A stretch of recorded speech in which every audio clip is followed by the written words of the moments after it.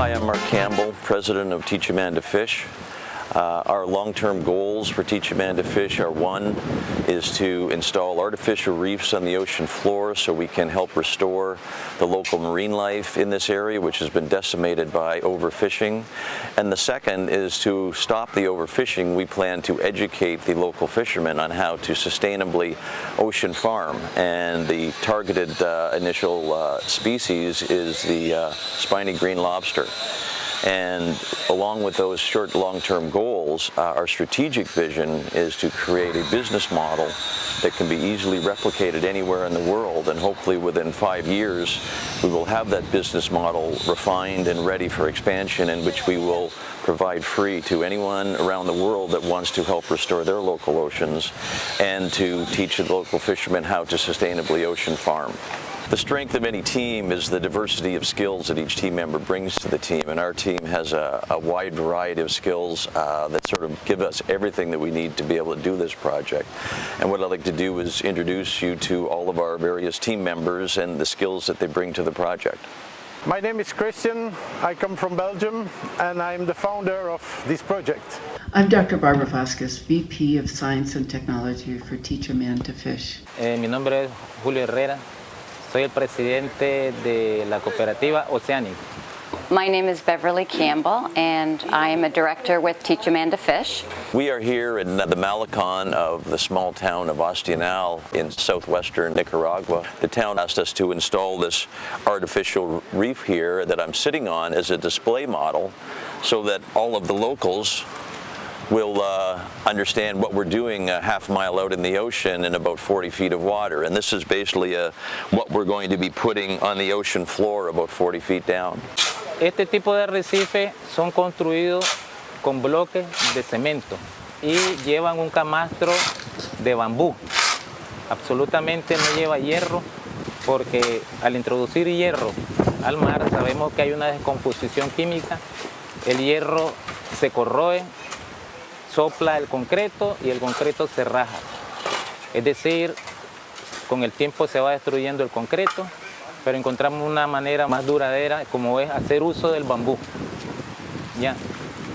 También vamos a ver cómo funciona el equipo que nosotros hemos hecho para bajar un laberinto que pesa más de 500 kilos.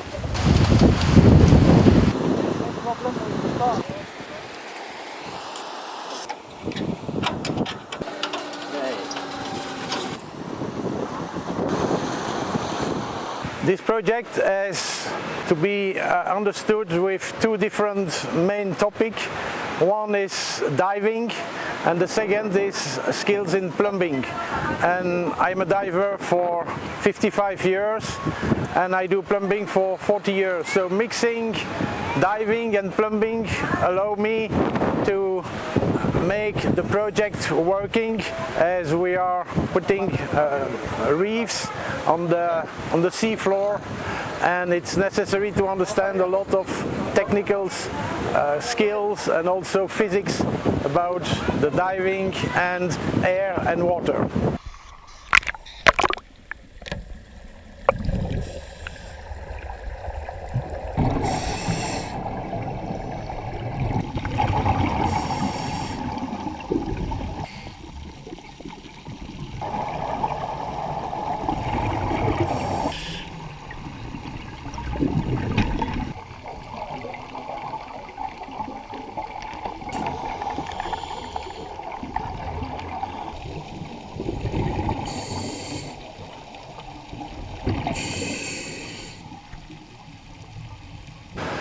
Another important topic to make this project happen is that, as we are in a developing country, not everything is available, and it's sometimes even difficult, even with budget, to find material. So I've been working several years now trying to identify how and with what material that project could be completed.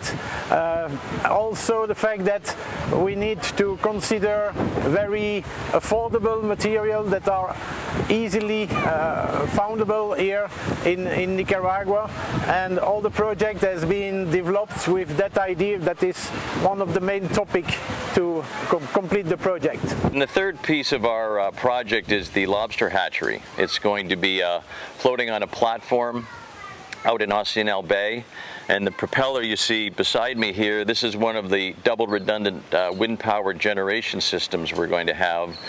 And each of these two propellers will provide three different powers for the hatchery. First is to pump continuously renewed seawater through the hatchery pods, so it's always clean and oxygenated. The second piece is an incremental oxygenation system for the pods, so the water is very rich in oxygen for the young lobsters. And the third one is an electrical generation system that will be used for various things, including safety lights at night. I'm responsible for the lobster hatchery as well as the health and biology in the lobster aquaculture operation. To our knowledge, a production level lobster hatchery has never been accomplished in the world, and it is the most ambitious part of our project. For that reason, we're very grateful to have the consultation and support of Dr. Jason Goldstein. He's a world-renowned expert in spiny lobster life cycle and has worked on laboratory-based hatcheries and aquaculture operations. The hatchery includes 12 pods of 200 liters each and 6 pods of 1,100 liters each. These 18 pods will give us the operational flexibility to experiment with various conditions and processes. The goal is to optimize the environment for the development of the young lobster, called philosoma, over the 8 months required for that phase of their life cycle.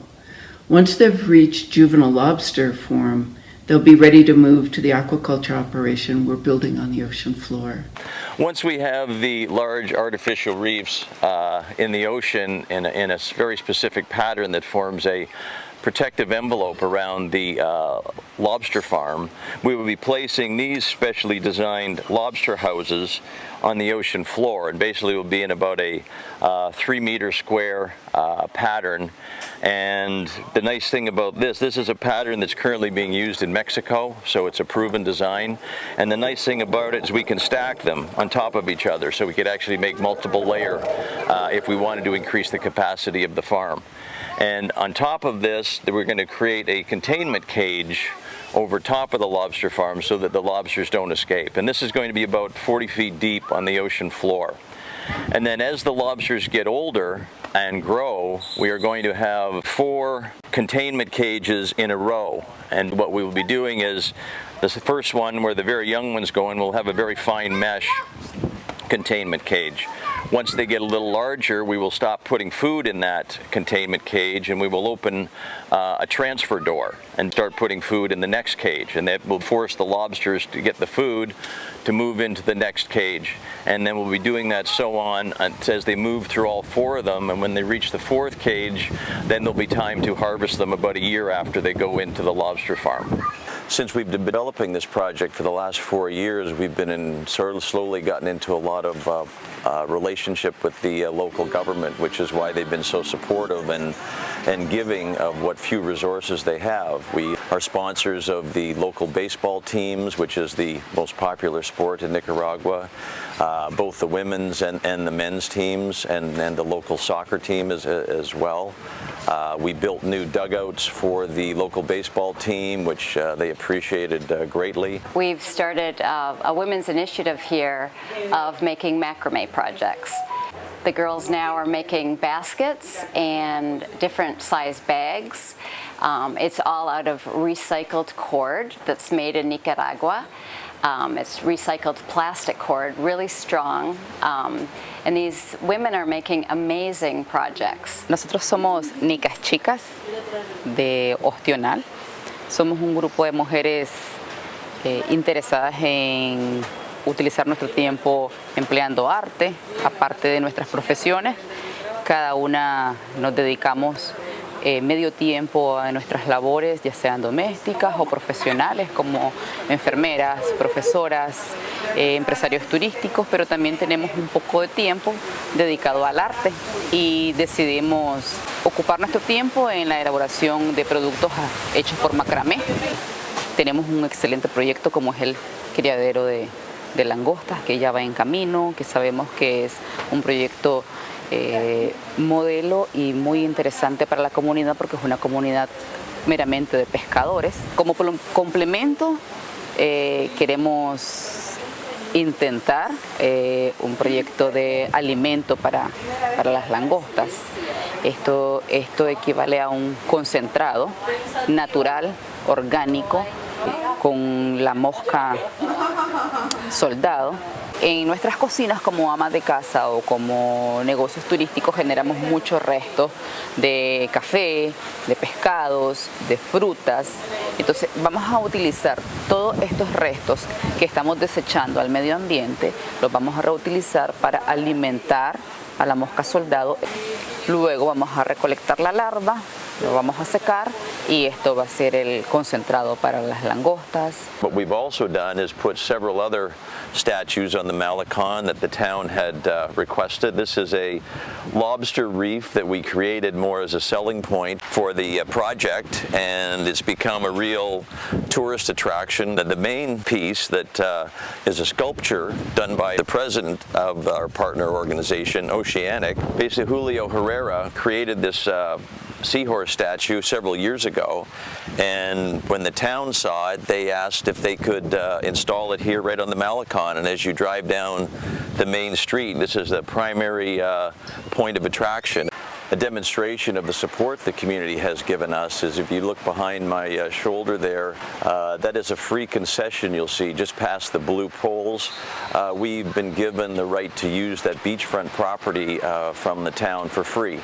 And we will be constructing all of our artificial reefs at that site, and then it's a short distance to the shoreline and then off into the oceans where they'll be planted permanently to help restore the local marine life. And the site that we are using has been granted the very first government concession by the national government of Nicaragua. It's the very first one ever, and that will allow our partner Oceanic to legally protect the artificial reefs so that they won't be illegally farmed or illegally fished.